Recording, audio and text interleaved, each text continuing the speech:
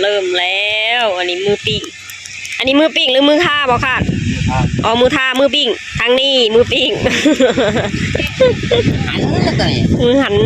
นี่พี่น้องโตบักใหญ่เนอะอ๋อโตเท่าไรก่อนนี่นะโตละล้านพี่น้องเป็นเงินบาทเท่าไหร่เงินบาทประมาณ1,500ล้านวอน1,000ล้านกีบค่ะล้านกีบเอาว่ามันอันนี้โอ้ยเป็นเงินบาทประมาณ1,500เนาะพี่น้องเนาะ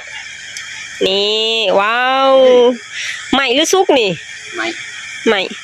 มันต่ำโผล่เนาะข้างมันเรื่อยๆค่ะนะแมนนี่นะเอากระเบื้องแล้วแกเขาไปไกลกระเบื้องลงไข่เหลืองอะไรเหลืองหรือใหม่นี่ฮะทางเจ้เขาเลี้ยงหมูปิ่นเนาะพี่น้องเนาะเอามาปิ่นเองเลยสิซื้อกินอยู่บ้านเฮาบ่มีนี่อยู่แต่น้อยมีบ่นี่น้อยติอยู่แถวใดไหลแม่นบ่คือว่าแหละซื้อมากกับมันน่ะนะมันน้อยเนาะพี่น้องกินบ่อิ่มเจ้เพิ่นเลยจัดไปเลยโตหนึ่งเลยพี่น้องทางนี้สายยังบ่พลาดสายทาบ่ดอนสายปิ้งพญเสิร์ชสายครัวบ่พลาดนี่เป็นทั้งสายทาสายครัวเลยพี่น้องนี่เหลืองอำลำแล้วหมูปิ่นเฮา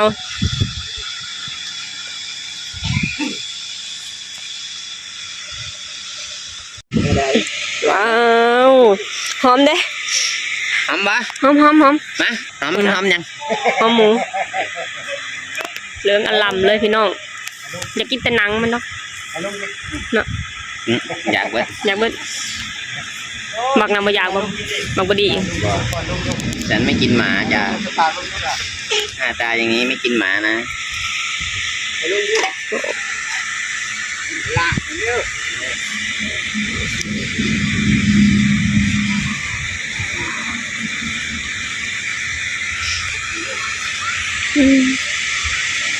แซ่บเอาไปกินเลือดอีหยังกินหยังเลือด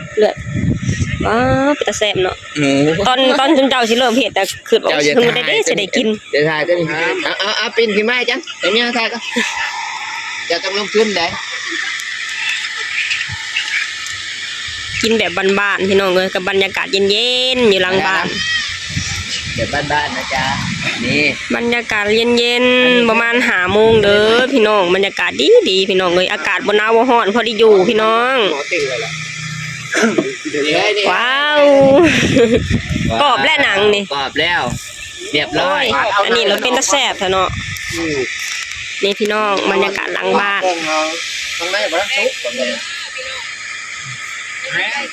นี่บรรยากาศเย็นๆเนาะพี่น้องเนาะอยู่ทางนั้นคือ1ข้าวเนาะพี่น้อง1ข้าวกินกับ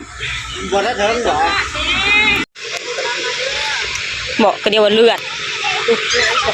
อยู่ทางนั้นแซ่บบ่เชียงยังกันนะฮะยังกันนะเหล้าขาวบ้านเฮาเหล้าขาวบ้านเฮาคนออกจนนี่คอยบ่สนดอกเสียงเพลงก็มาเดี๋ยวไปได้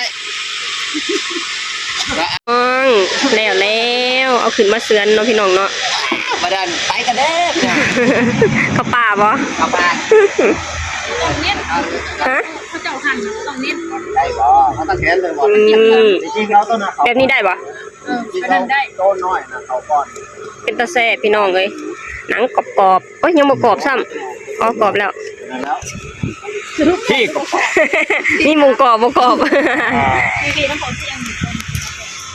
ว่าจะคือบ่ตัดตัวนี้เป็นตะแซ่บแท้โอ้แซ่บว่าแซ่บ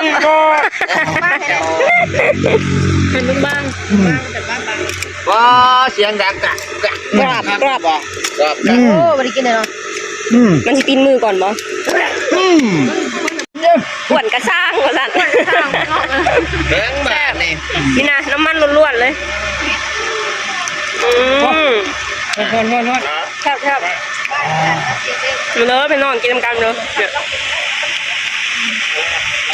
นั่งว่ายังบอกว่าเทปเบอร์ดี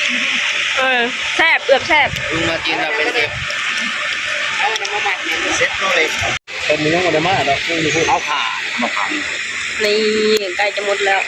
เครื่องโตแล้ว ก็ลายเลย เครื่อง ข โต นาดปลาล้างยังไม่ได้กินจับ ขนาดขลัง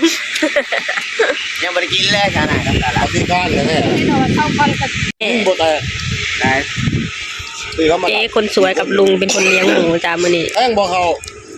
ลุงบอกว่าถ้ากินตัวมันสุกก่อนสั่น เดินมีดเนี่ยเรา ถ้ากินเนื้อเราบ่กล้ากินน้ำมัน อยู่ตรงสันลังมันเลยก้อนคุ้มๆไปเลยครับสันลังมันเลย น้ำมันเหรอ จ้ากินเบี้ย ไหนพวกแห่พอเขาเห็ดกูเลยนี่ อ้าวอวยพรใหม่ดูอวยพรใหม่อ้าว โอเคแล้วโอเคดี อยู่ดีไม่แห้งกูสั่นแล้วจำเนี่ย มันอะไรเนี่ยมันลำขึ้นมาไหนเนี่ยไม่ได้คือจะทัดนี่เขาเลย เลยโอกาส ใจเด้อ คนแรก มันไหน โดย บอกกันใหม่โอกาสใหม่นี่มันกันยากแล้ว คนแรกเมื่อถือแล้ววันที่1